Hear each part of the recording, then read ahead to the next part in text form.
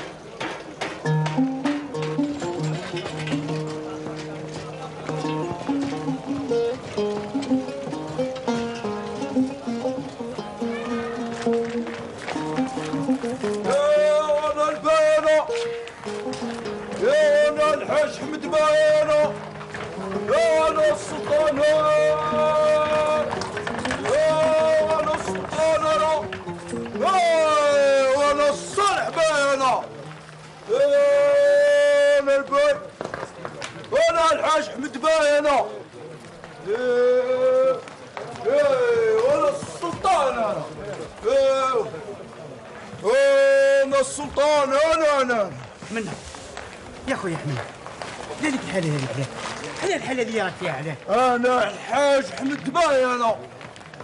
إيه وأنا السلطان أنا.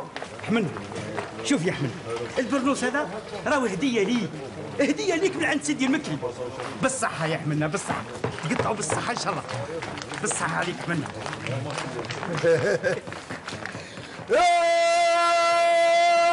أنا البانو، أنا السلطان أنا. الصالح باي، أنا الحاج حمد باي، أنا السلطان، أنا السلطان أنا الحاج حمد باي.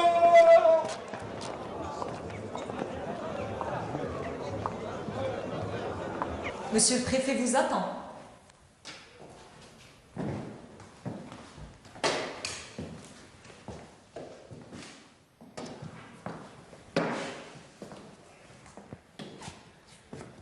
Bienvenue, Monsieur Mickey. J'espère qu'il ne se fait pas trop tard, monsieur le préfet. Ah non, absolument pas. Soyez le bienvenu parmi nous à tout moment, Monsieur Je Mickey. vous remercie. Vous savez bien, Monsieur Mickey, que les recommandations de son Excellence le gouverneur général d'Algérie sont des ordres. Monsieur le préfet, il est malheureux de constater que ni monsieur Jules Combon, ni son prédécesseur, monsieur Jules Ferry, n'ont pu mettre le haut à la cupidité grandissante des colons. Cette avidité que leur confère le décret Crémieux, émis depuis 27 ans, ainsi que le code de l'indigénat depuis 23 ans. Monsieur le préfet, voilà que le pouvoir illimité des colons se consolide davantage cette année par le biais des administrateurs civils qui nous les imposent à leur guise. Ces derniers agissent en toute impunité. Ils imposent aux indigènes toutes sortes d'amendes, d'humiliations, de brimades. Monsieur Benbadis, j'apprécie vos nobles sentiments et comprends très bien votre attitude, mais permettez-moi de vous rappeler que monsieur le sénateur Jules Ferry a recommandé au nouveau préfet de ne pas se cantonner dans le rôle d'un simple inspecteur ou d'un banal observateur au service de la colonisation. Mais qu'a fait monsieur Jules Combon de tous ces conseils que lui a différés monsieur Jules Ferry avant sa mort? Permettez-moi de vous dire que, d'après vous, y a-t-il une différence entre lui et son prédécesseur? Vous avez vu comment le président français, monsieur Loubet, a réagi à tout cela? Vous me voyez désolé. Monsieur Benbadis, je ne peux pas faire davantage de commentaires sur cette situation. Monsieur le préfet, je ne suis pas venu demander une réponse, ni un avis favorable de votre part. Mais pour vous demander de transmettre cette pétition à monsieur Jules Combon, et je vous prie d'y jeter un œil. J'ai renvoyé déjà, il y a plus de 6 ans, la même à monsieur Louis Thiermont, gouverneur général d'alors.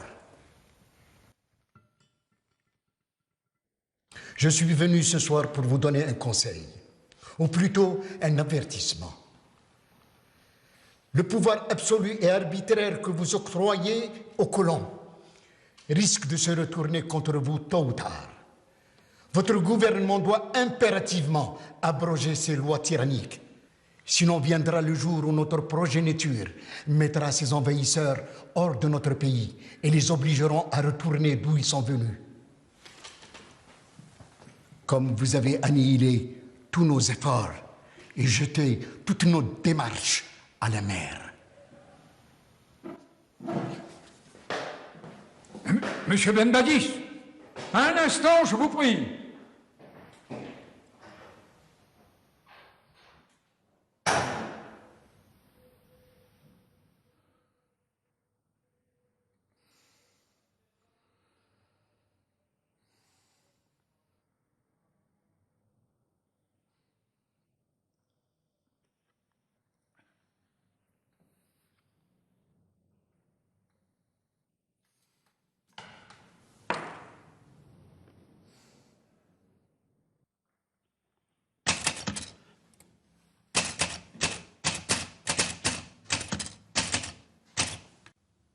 Jusqu'à présent, les autorités françaises se sont bornées à contrôler les mouvements des indigènes en leur délivrant des laissez-passer.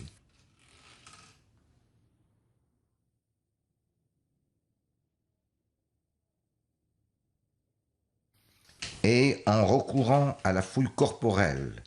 Mais nous ne nous sommes point préoccupés de ce que ressentent ces indigènes envers nous à propos de ces pratiques, ni ne nous sommes intéressés à ce à quoi ils rêvent, à ce à quoi ils aspirent.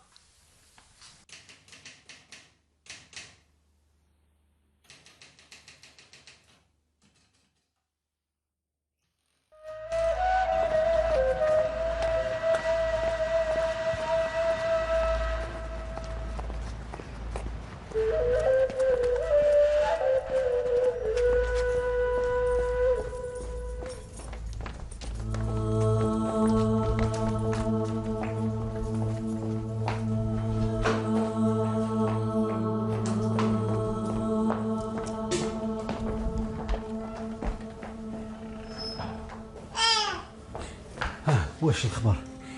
مليح كي لحقت حالته ما تعجبش. كفايه علي ما استغفر الله العظيم ولا حول ولا قوة.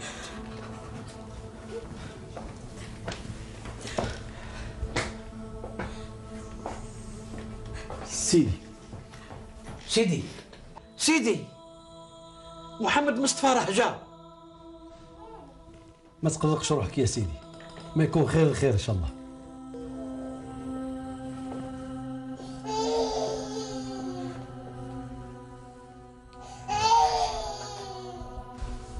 ما بقى شي وقت يا وليدي.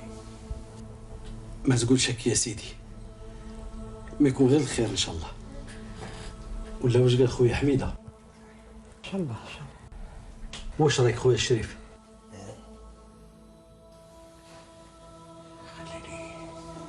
خليني نقول لكم كلام قبل ما نوفي. نودع هذه الدنيا. راني حاب نشوف جيل من ولادي، ولادي يخدموا الشي اللي انا ما قدرتش نخدمو. ان شاء الله يا سيدي تنوض على خير ودير الشي اللي في بالك.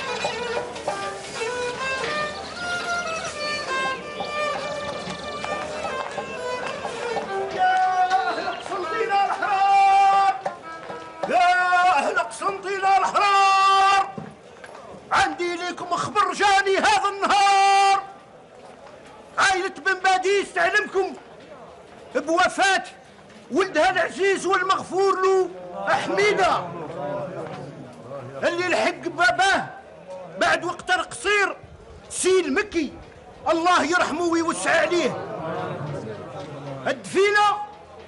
الدفينة راهي بعد صلاة العصر في المقبرة العائلية، والحاضر يبلغ الغايب. يا أهل قسنطينة الحرار، يا أهل قسنطينة الحرار، عندي ليكم خبر جاني هذا النهار، عندي ليكم خبر جاني هذا النهار. كما قال الله جل وعلا: كل شيء هالك إلا وجهه، كل نفس ذائقة الموت. ولو أن المسلمين في هذا البلاد قد ملنوا الموت وألفوه وأصبح حدثا عاديا بينهم، فمن لم يمت بالسيف مات بالطاعون، ومن لم يمت بالطاعون مات بالجوع، ومن لم يمت بالجوع مات كمدا وغيظا. أقول هذا لأن المرحوم لطالما وقف إلى جانب المظلومين ناصرا ونصيرا، منقذا ومجيرا ل18 سنة كاملة، وقد سار على درب أبيه الشيخ المكي بن باديس الذي توفي منذ قرابة العام. وعلى هذا واجب علينا أن نلقي الأمانة التي تركها عليكم وعلى عائلة بن باديس خصوصا، لتقفوا ضد الظلم المسلط على رقاب المسلمين من قبل الكولون. أيها الإخوة، لا يسعنا في هذا المقام إلا أن نجدد تعازينا الخالصة لعائلة بن باديس وللأخوين سي محمد المصطفى وسي الشريف، ونقول لهم أصبروا واحتسبوا أجركم عند الله عز وجل، عله يخلفكم مصيبتكم خيرا. ولهما أقول أعانكم الله على المسؤولية الملقاة على عاتقكما في تمثيل المسلمين الجزائريين. سدد الله خطاكما لما فيه الخير والصلاح للجزائر. أقول قولي هذا وأستغفر الله لي ولكم فاستغفروه تجدوه غفورا رحيما. ولنقرأ الفاتحة على روح المرحوم. الحمد لله رب العالمين الرحمن الرحيم مالك يوم الدين، إياك نعبد وإياك نستعين، اهدنا الصراط المستقيم صراط الذين أنعمت عليهم غير المغضوب عليهم ولا الضالين، آمين.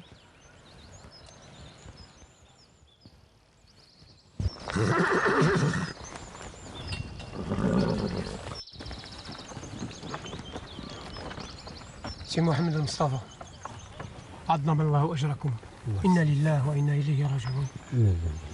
وأنت يا وليدي ربي يصبركم ويصبر العيلة كامل. أني فاهم مليح يا سيدي، أحسن الله عزاءك شيخنا وبارك الله فيك، إنا لله وإنا إليه راجعون. لله ما أعطى ولله ما أخذ. سيد الشيخ، نعم. اطلع وليدي. هيا سيد حميد، نحتاجكم فضلك. تفضل سي مصطفى. ماذا بيا نجي نشوفك هاد اليومين هذا. تتفضل في أي وقت، راك تعرف الجامع. هيا بقاو على خير. تفضل بالسلامة، الله يعيشك، بارك الله فيك سيد الشيخ.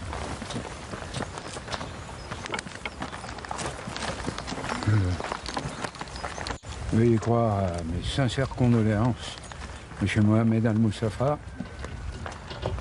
et à vous également, M. Sherif. Merci, Monsieur le Préfet. Merci. Vous serez les bienvenus chez moi à tout moment, Inch'Allah.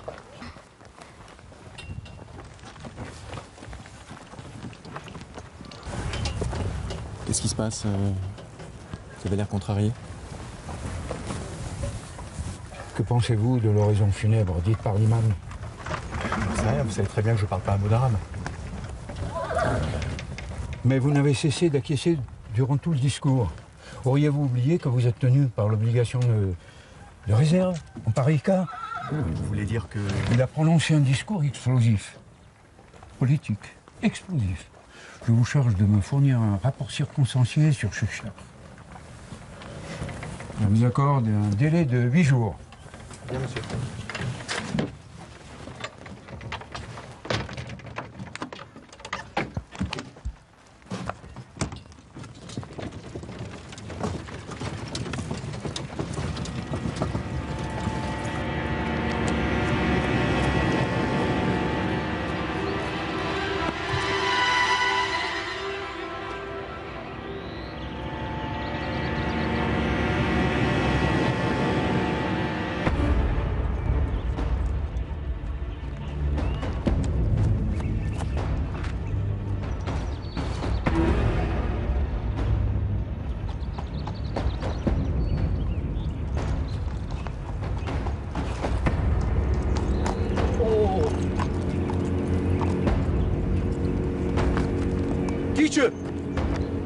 Tu fais quoi?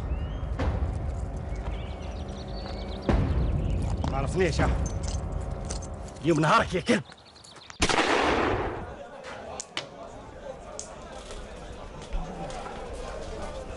Comme d'habitude. Bien sûr,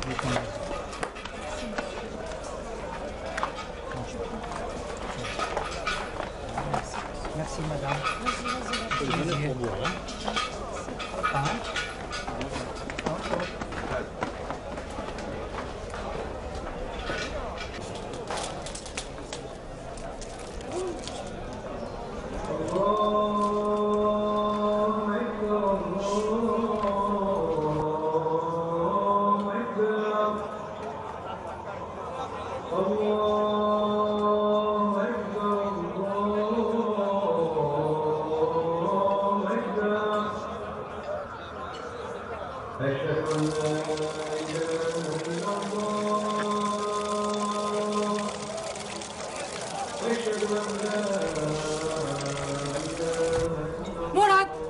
مراد ادخل، هاد الوقت وما زلت برا. ما خفت لا تابعة لا جنون. ادخل ولا نجيلك.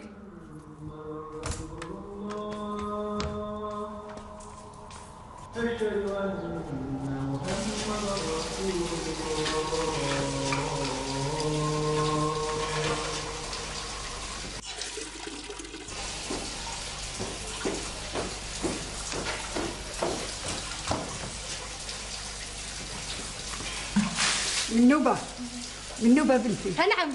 هاكي بنتي سطر روحي جيبي لي شويه فحم من الدهليز. معليش انا الله يفرحك، الله يبقي عليك. يعيشك. لا ليلاني ولا ليلة يفرج ربي والله ليلة قطت المال سقط في الدالة. لا ليلاني ولا ليلة. يا غنوجة اختي، دلوة راحت بيتنا هنا. انا بنتي راح تتحرك فوق الكانون. وانا بهنا مرقع عشاية نستنى انه حتى تصبح. ما خصني داتي كيما الاخرين.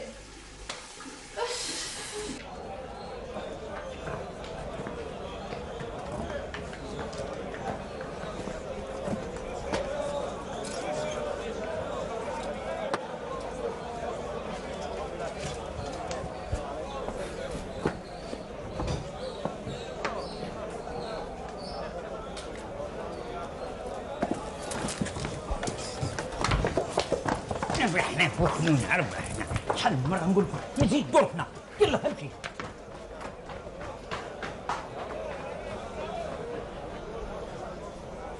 وي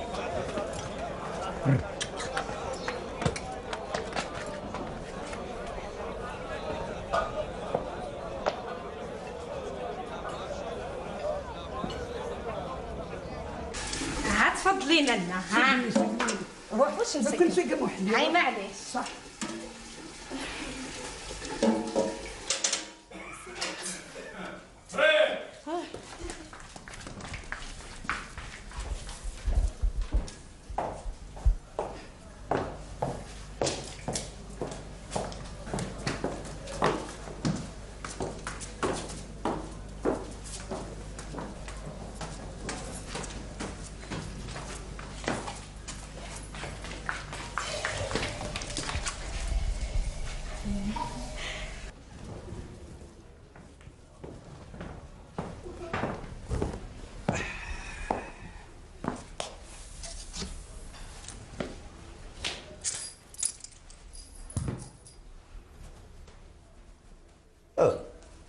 غنوجة واش كاين؟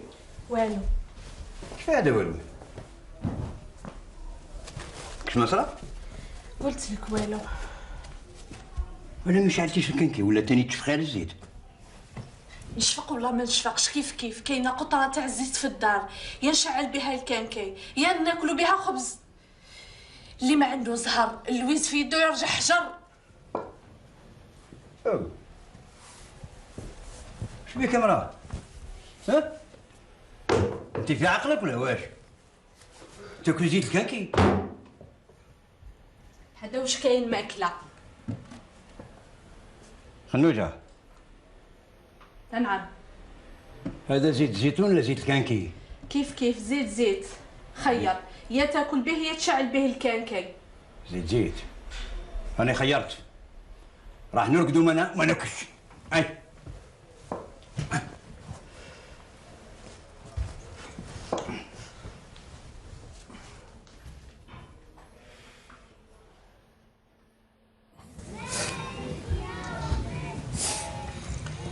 السلام عليكم. سي لونيسي. وعليكم السلام ورحمة الله تعالى وبركاته. مرحبا مرحبا وليدي. واش راك شيخنا لاباس؟ لاباس، شرفتني بحضورك. الله يشرفك الله يسلمك. سي لونسي راني جبت لك وليدي هذا عبد الحميد البكر نتاعي، راهو قريب يختم القرآن إن شاء الله. الله يبارك الله يبارك. شحال في عمرك وليدي؟ 11 سنة. 11 سنة، الله يبارك الله يبارك فيك، وتلبس والديك إن شاء الله التيجان يوم القيامة. إن شاء الله يا رب. عند من قريت وليدي؟ قرا في الكتاب عند الشيخ المداسي ربي يحفظه. الشيخ المداسي من خيرة حملة كتاب ربي. شوف يا وليدي، بابك راهو حريص باش يقريك في الكتاب باش تحفظ القرآن وتفهمه مليح. لازمك تفهم مليح علاش بابك حطك في الكتاب. راني فاهمة سيدي الشيخ، ومقدر حرص بابا ربي يحفظه، وإن شاء الله ربي يقدرني ونشرفه. إن شاء الله. الله يبارك فيك. وعلى هذه جبته لك يا شيخ، ماذا بيا كي يكمل مع الشيخ المداسي في حفظ القرآن ويختم كلام ربي، تعلموا في اللغة وعلم القرآن والفقه، وهكا إن شاء الله نكون قمت بوصاية بابا الله يرحمه. بربي إن شاء الله، بربي إن شاء الله يا سي محمد المصطفى. الله يسلمك يا شيخنا. هيا السلام عليكم. في الأمان، في أمان الله. بالسلامة يا شيخنا. بالسلامة.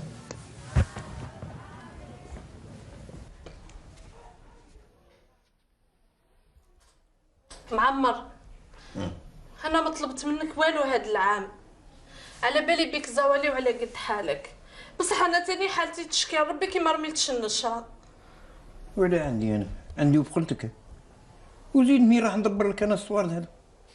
دبر راسك، هادي عاد جدودنا وأنا ما نقدرش نعيش بلا بيها. النوجة، نعم. ولو كان ندبر لك الصوارد واش تعطيني؟ اصبر دوك تشوف.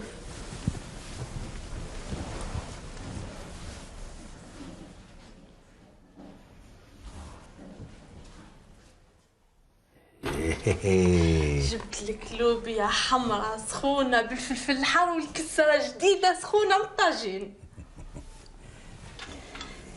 بصح على بالك انا خايفه تكون وقت النشره فات.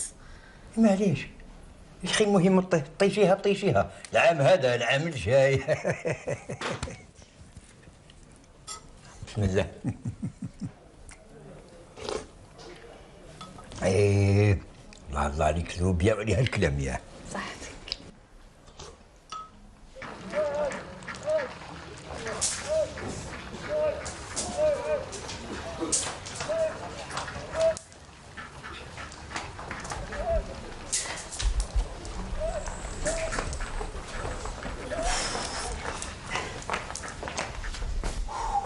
لهادي خلي عليك انا ندخلها. لا لا ما تسرحش، انا اللي ندخلها لداخل ونحطها في وسط الدار، نخليها هي اللي تستنى فيك. وليدي واش قول لي، عجبك الحال عند الشيخ الونيسي؟ عجبني سيدي عجبني، بصح وقتاش راحوا عنده؟ كي يكمل وليدي القرآن عند الشيخ المداسي من بعد يروح عند الشيخ الونيسي.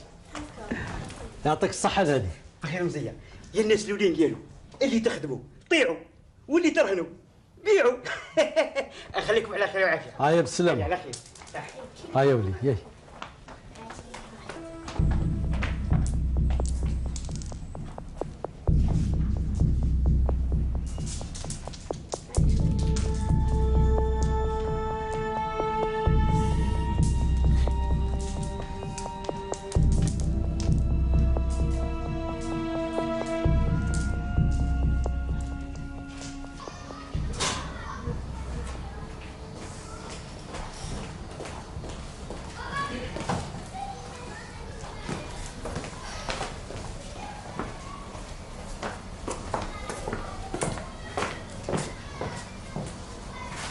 والحلوى نتاعي غدوة غدوة. لا لا العشية، عشية إن شاء الله.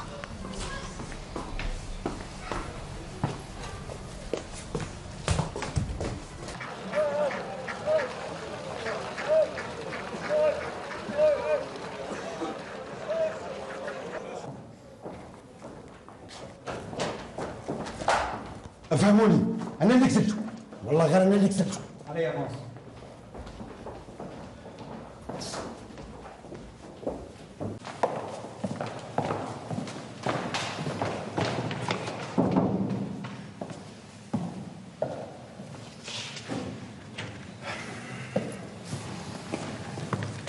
Merci, au revoir. Au revoir. Bon, que se passe-t-il? Nous venons d'apprendre. Attends, excuse-moi. Claude.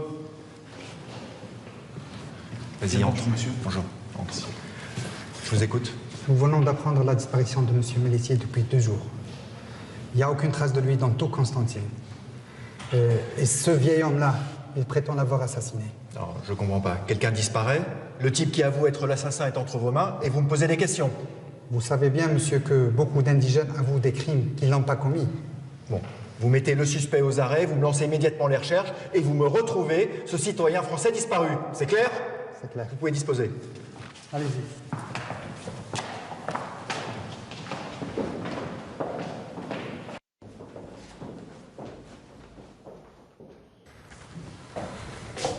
C'est tout ce que tu as à me dire?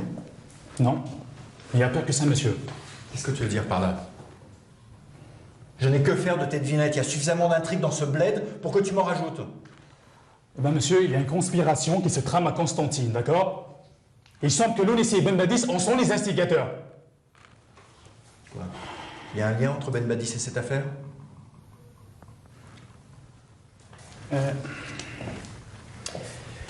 Écoute-moi bien, Claude. Toi, tu n'appartiens pas à la police. Tu es ici pour collaborer avec moi et moi seul. Donc tu n'as pas à t'occuper d'autres affaires que celles dont je t'ai chargé. C'est bien clair? Alors Monsieur Ben Badis n'est pas notre propos aujourd'hui.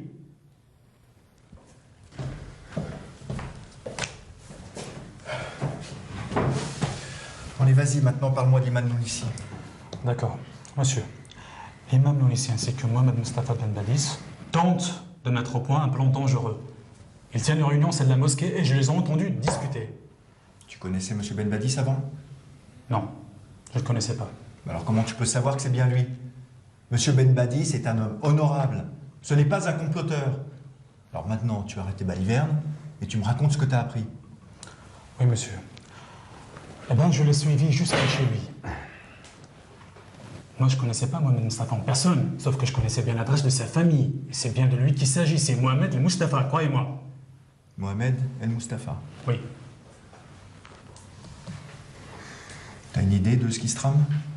Eh bien, ils envisagent de jeter les colons à la mer. Les colons? Oui. Les colons à la mer? Oui, monsieur. À la mer? Puisque je vous le dis. Les colons à la mer. Non, monsieur, je ne plaisante absolument pas. Je les ai entendus dire également qu'il était grand temps pour reprendre ce que a été confisqué, l'Algérie et l'islam. Il n'y a pas que cela, monsieur. Ah bon? Ils projettent de mettre sur pied des groupes aguerris à cet effet. Ok. Je continue à les surveiller de près, monsieur. Bon, supposons que je te crois, hein, sans pour autant écarter l'hypothèse que tu n'as pas très bien saisi ce qu'il se disait. Bon, à cause de la langue, hein, bien entendu. Quoi, vous savez pas? Je comprends le dialecte algérien. Et je le parle parfaitement, monsieur. Moi, je suis né ici à Constantine. Et vous n'ignorez pas que j'ai d'excellents amis parmi les Arabes musulmans. Très bien. Je sais bien tout cela, c'est pour ça que je t'ai choisi toi.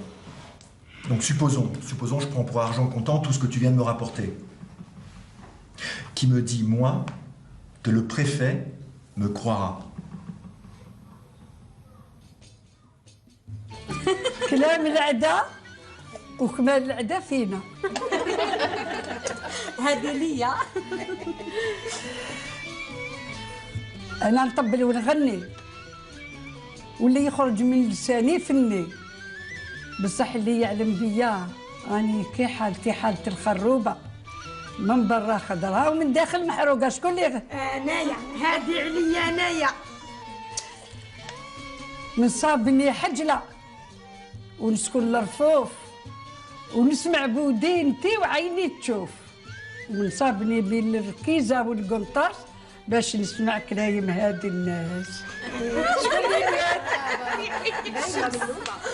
عليا هذيك هيا ونوي وحده تنويه. يا الرايعه بين غصنين سيسي روحك لا تطيحي بركيك من معرفه اثنين ادي وحيد روحي. هذه عليا هذه وانت يا ننا واش تنوي بقالتك؟ حبيتوا ندير بقالات لا يكون لخاطركم. مثلت روحي حمام مكوي على صهد نار، في السماء درت دخان وفي الارض طابوا حجار. اللي عدى ياماتو يا بناتي ما يطمع في يامات الناس والحديد قياس. مازال تبارك ربي يعيشك الله يطول في عمرك ان شاء الله. الله يفرحك يا بنتي الله يفرحك الله يفرحكم والله يفرج علينا وعلى جميع المؤمنين. امين هكذا تعيشي